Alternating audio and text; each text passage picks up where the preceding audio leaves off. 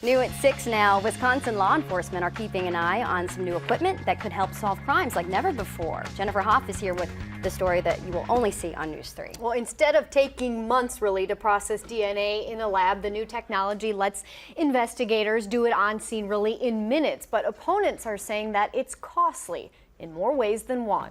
Automated rapid DNA testing is now a reality. On its website, InteGenX raves its new technology can test DNA like never before. Is a forensics lab in a box. Instead of months, the process takes 90 minutes. Well, it's definitely on the cutting edge because of the fact that it isn't even out fully in the marketplace yet. Wisconsin's Department of Justice is keeping its eye on the rapid DNA, but it's still in a testing stage, waiting on an okay from the United States Department of Justice. It's the next iteration of technology that's going to help law enforcement solve crimes quicker, prevent future victimizations.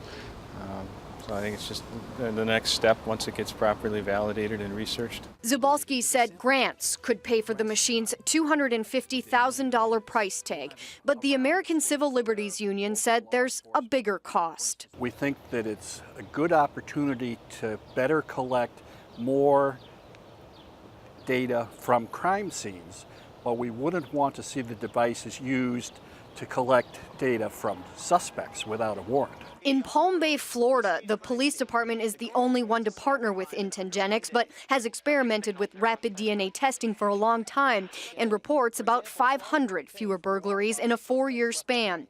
The chief said testing DNA in a lab can take up to 11 months. In Wisconsin, the Department of Justice said it's about 30 days versus the proposed 90 minutes. So that would be that much quicker that law enforcement could potentially identify a suspect from a crime scene, or that we could eliminate a suspect. And it's again just, it provides a much better resource for law enforcement. The ACLU is also opposed to a new state law that, while it broadens the DNA database, it allows law enforcement to take DNA samples from felony suspects rather than people who have been convicted of the crime. But it will be 2 years before that law is implemented, the same amount of time that the state DOJ suspects that rapid DNA machine, Michelle, might be approved or implemented here. Yeah, it's really interesting. You know, is there such a thing as swift justice? So, yeah. Cutting edge technology, I guess you could call it. Yeah, interesting debate, too. Yeah. Thanks, Jen.